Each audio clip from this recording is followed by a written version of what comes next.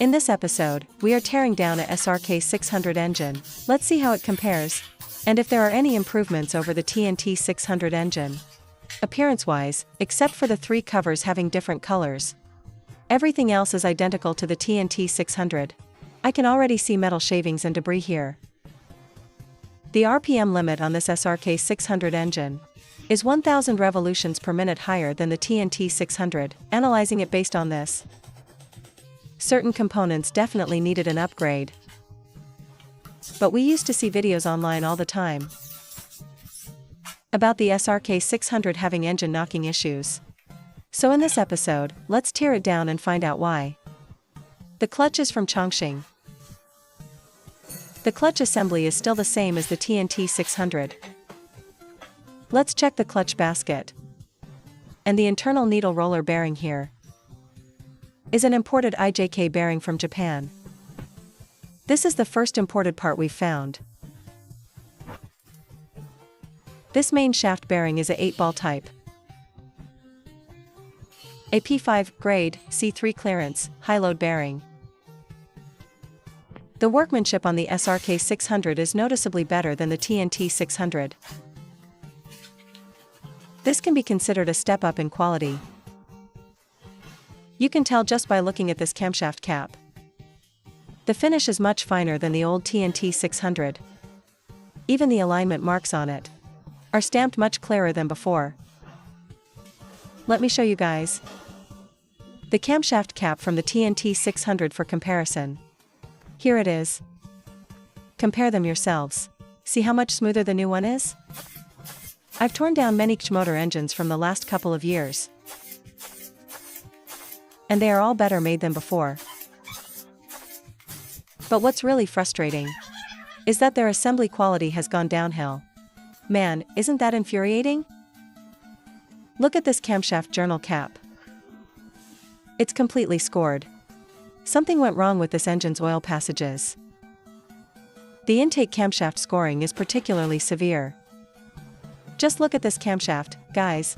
Take a good look at this mess. Look right here, and here. Look over here, and here.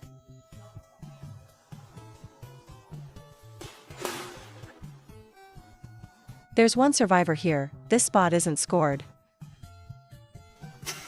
Though at this point, whether this spot is scored or not doesn't even matter anymore.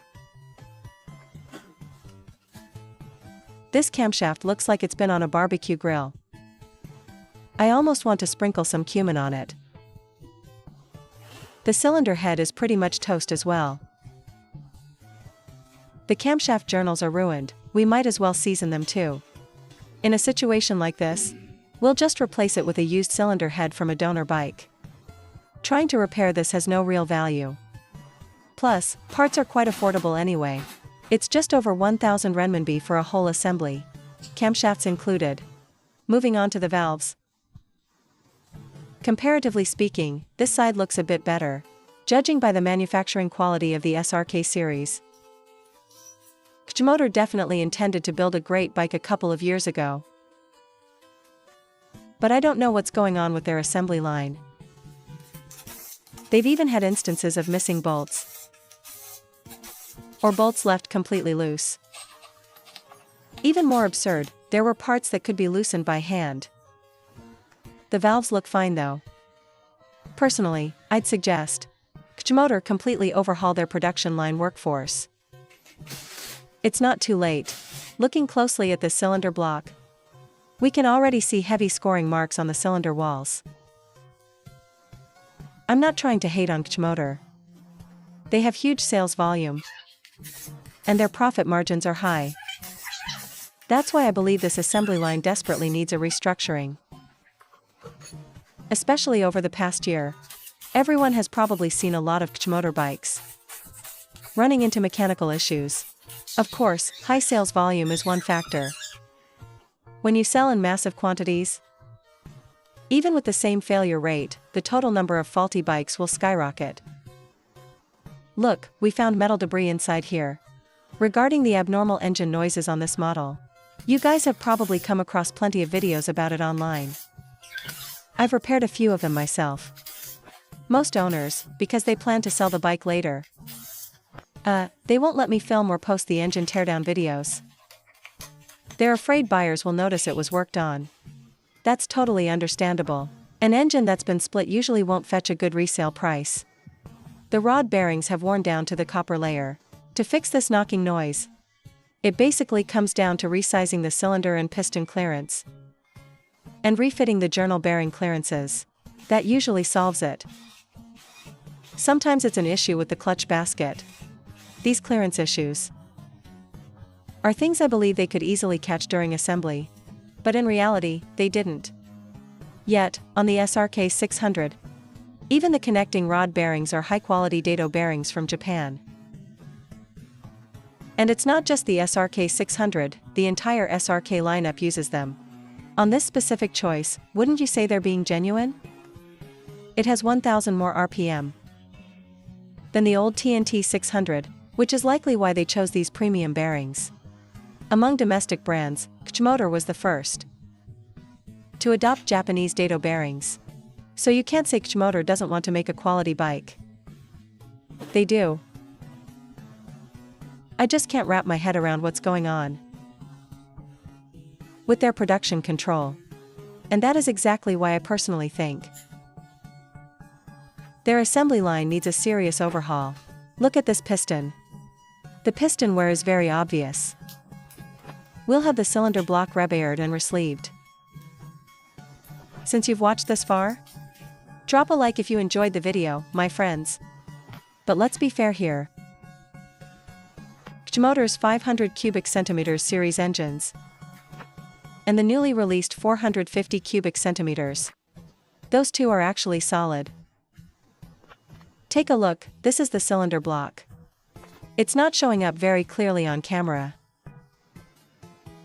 This angle makes it hard to shoot.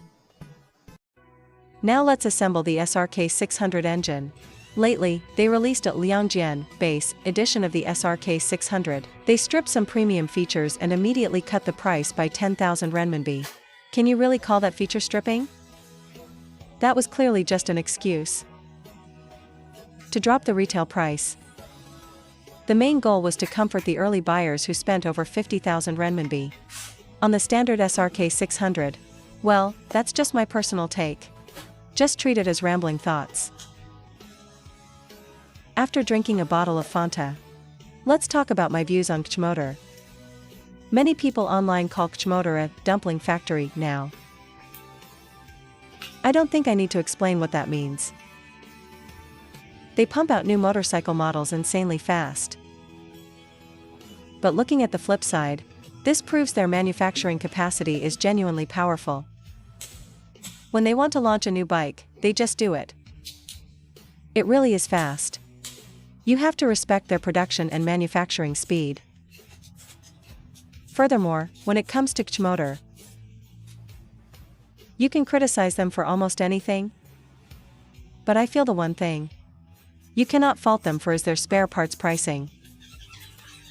Whether compared to imports, joint ventures, or other domestic brands, their replacement parts are incredibly cheap and fair. No other brand can beat them on this. Not even the no-name budget brands. Take the crankshaft journal bearing for this SRK 600, for example. It retails for only 16 renminbi a piece. And it's a copper lead alloy bearing. Go look at the Vogue 500. The Vogue 500 crankshaft bearing is just aluminum lead alloy, yet it costs you 60 renminbi. Even QJMOTOR wouldn't charge that much. How much does QJMOTOR's aluminum bearing cost? Only 20 renminbi. So when you compare them, wouldn't you say QJMOTOR's parts pricing is amazing? QJMOTOR has been heavily criticized online over the past year or two. But strictly from a spare parts pricing standpoint, this brand still commands some respect. If QJMOTOR could just step up their manufacturing quality control and assembly standards, this brand would actually be quite good. Another thing is their marketing and ads. They really shouldn't market specs that don't match the actual bike. Why not just tell it like it is? What's the harm? Like that fake nitrogen reservoir shock absorber they had before. Or claiming a 270-degree crankshaft at the SRK 450 launch, when the firing interval is actually 180 degrees. And things like peeling stickers off the ECU. Just be honest about what it is. Pulling stunts like that is exactly why they get hate. Maybe the high sales numbers got to their heads. If QJMOTOR makes proper adjustments now, their future is still very promising. Alright, as for this engine, it's basically a complete rebuild. Boring the cylinder, sleeving it, and matching new piston-to-wall clearances. We also threw on a donor cylinder head and new valve guides. If you encounter this typical SRK 600 engine knock, the solution is generally a blueprinting rebuild. Setting the correct piston-to-cylinder clearances. And that's it. The Liangjian edition of the SRK 600. Its price tag is actually showing courtesy to competitors. You have to realize that QJMOTOR manufactures components like crankshafts and connecting rods entirely in-house. Their production cost for an inline-four engine is lower than any other brand. Even if they cut the Liangjian edition's price by another 5,000 renminbi, their profit margins would still be very high, so I think QJMOTOR didn't go all out on a price war.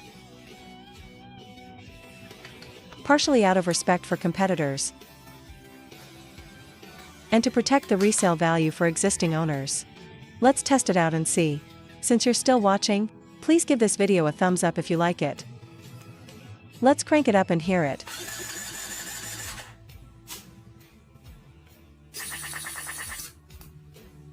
Let's cut straight to the startup clip. The echo inside the shop is quite strong, so it sounds a bit loud. Please bear with the audio quality.